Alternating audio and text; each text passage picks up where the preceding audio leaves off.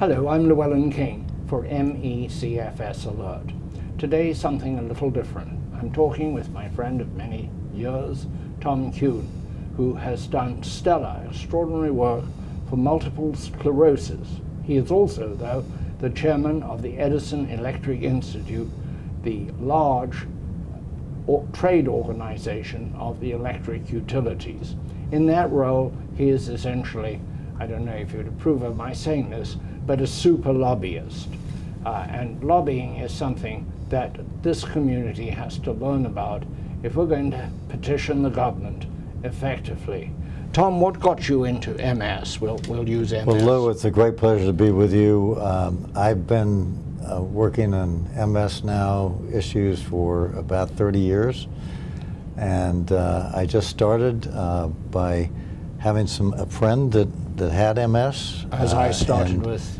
And that's how I got involved in the MS organization. They asked me to get involved in a major event that they have down here, a major fundraising event that involves members of Congress and also ambassadors. And after that, I got involved in the local board, became chairman of that, and then became chairman of the national board. But I noticed the society, the MS Society, gave you an award for your enormous contribution over these decades. When you say you get together for these fundraising events, something that ME needs to know about is how to raise funds so we can get the research done that so desperately needs to be done. Well, that's an important question because, I mean, ME is really a debilitating disease like MS, and so badly affects people's lives with fatigue and depression, and you find so many of the same debility. Yeah, and so many of the same situations happen with respect to MS, and really what you need to do again is I call the power of association, bringing people together with common websites and getting together to discuss the disease, to discuss it with doctors, to get the word out about it, to go to NIH and say we need more research, to tie people around the world together in websites and research. It's remarkable what you can do by bringing people together. There is an MS Society, which ME lacks a cohesive national society with offices in Washington. When was it formed? Do you know that? The MS Society goes back to the early 1930s, and it was formed by one woman who, again, had the energy to bring it together and to use her influence up in New York to bring other people together to join in. It was a situation where many people who had MS at that time hid it. They were ashamed of it and didn't want to expose the fact that they had it. And now it's a situation where I think the 400,000 people that we know have MS in the United States, or many more around the world, where people freely come out, discuss it, form groups together, go to conventions, and really help each other. What sort of fundraising events? You mentioned you get together congressmen, people from government, yourselves. What happens at these events? How do you solicit the money? Sure. The one here in Washington, D.C. is called the Ambassador's Ball, and it goes back about 20 years, 25 years, and basically it was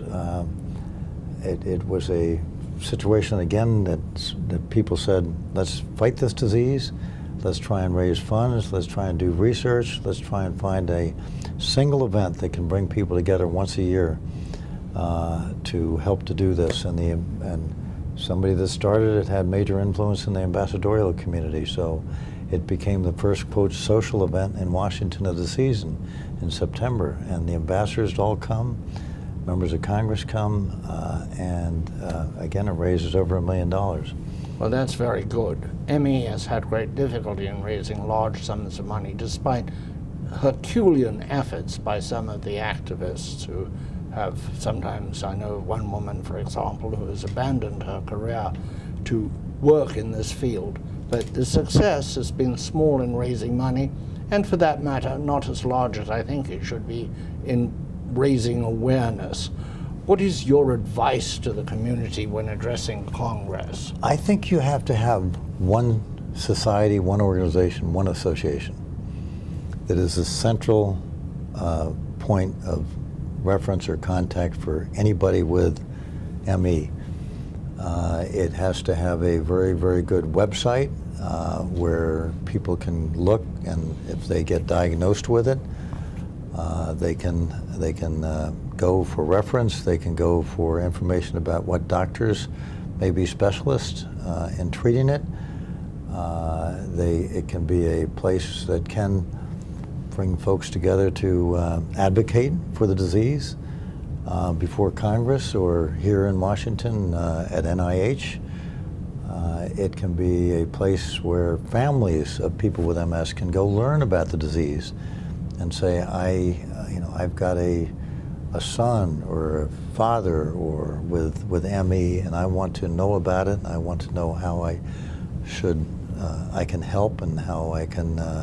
There are similarities in that MS is a disease of the nerves, isn't it, of the immune system, and ME certainly is a disease of the immune system. The immune system is suppressed, bringing about all sorts of diverse but very unpleasant effects, from being bedridden to think they are limited finding in activity, very limited. I think they're finding at NIH that there are a family of diseases that are affected by the immune system for the central nervous system, that Parkinson's, MS, lupus, ME, dystonia, and so the research on each of them may help the others, but it really helps to have research that's dedicated to the single disease, because they all do have different characteristics.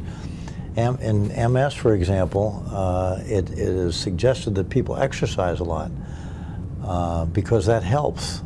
In ME, it has exactly the reverse effect. In ME, you've got the opposite situation, exactly. How do you deal with something that seems to be very prevalent in medicine nowadays, which is stovepiping of research?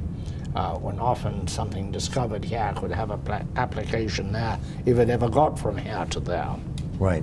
I think there is some stovepiping going on, but the marvelous thing about the internet is that research is being shared in such a much broader fashion than it used to be.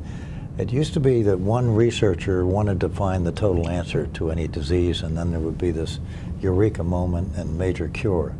That's not the way it's done anymore these days. It's putting your research out on the net, sharing it with somebody that may be on the other side of the planet, and helping to build on the things that are being discovered and found. And I think that's tremendously helpful. And I think over at NIH, at least the researchers that I have talked to, they really are trying to fight against the stovepiping situation. And although money may be designated for a particular disease, the researchers and the doctors want to be on the lookout for things that have the common characteristics of the diseases I spoke to. And doctors who are treating patients often have some insights into what their patients are feeling, and if that can be shared in a major way with a research community or on a website with respect to the. How would you interface with Congress? What would you recommend as an approach to Congress? Various rather unsuccessful efforts have been made, one-on-one meetings occasionally, attempts to mount demonstrations. What would you recommend as an effective way to speak to Congress, to the authorizing and appropriating committees that get the money that NIH spends? Well, it helps if you happen to know that a member of Congress or a member of their family or friends or whatever have any connection to the disease.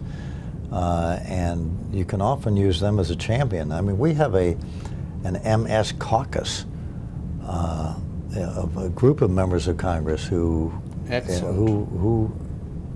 signed up to be a member of the MS caucus that helped to lead our efforts. So there's a lot of frustration in the ME community with NIH, and I'll tell you what the accusations are. Right. One, that they have treated it as a purely women's disease, which it isn't, that it's been mischaracterized and put under women's health rather than being a general disease, because the men suffer from it too, some of them terribly. I know of several examples.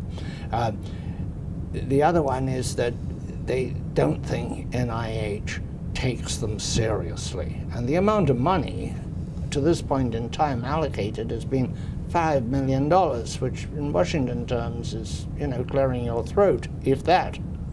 That $5 million doesn't go too far in the research world. And you definitely, if you have the numbers that people estimate that have ME, that, and it is as debilitating as a disease as it is, it shouldn't be hard to get more support behind. More attention from NIH and the Congress. That's true. Now, the Congress is very important. It's not only do they appropriate the money, they also have the moral authority to direct the agency or to inspire the agency. So that you really need Congress as well as the NIH putting this on a front burner. It helps to have friends in every part of them and to make sure you're using them. And you know something about that. I think advocacy to me is not a bad word. No, and absolutely Lobbying not. to me is not a bad word, particularly for a cause as important as this. And if you feel passionate about it, and if you feel that it's something that you want to find the cure to the disease, or at least get treatments for the disease to help people get back on their feet and get back into what are the immediate lives. goals of the MS community?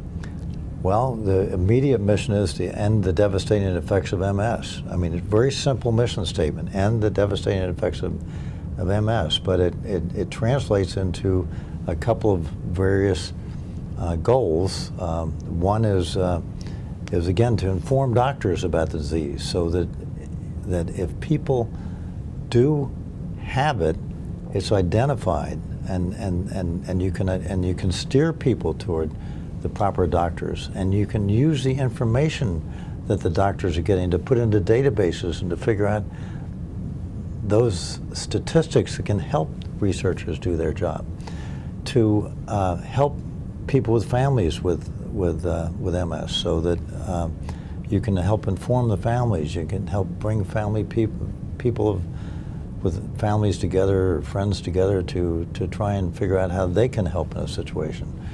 To obviously help raise money for research is important. And then the other part of the equation is advocacy, to figure out how you can get people together to advocate not only at the federal level, but at the state and local level. We all know that it helps if you have a celebrity on your side, somebody who is greatly identified with the cause.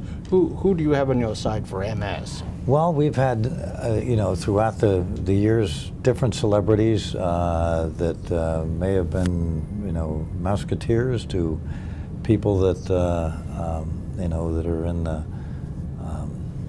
the entertainment sector, to, and celebrities are important. They're not that important, but they help. But they help. In fact, the whole effort helps across the board. Right. It is the declared purpose of these broadcasts to do almost exactly what you said, Tom, to comfort the sick, to educate the medical profession, and, in my case, to shame the government. There you go. Tom, it's a great pleasure talking to you. Wonderful Thank you for the work you Lou. do for MS and the God work bless you you. have now done for ME. God bless you. Thank In you terms of very what you much. have done for many years Thank for you. ME. I know your Thank you. passion for it. I am. Thank Cheers. you. Thank you. Cheers.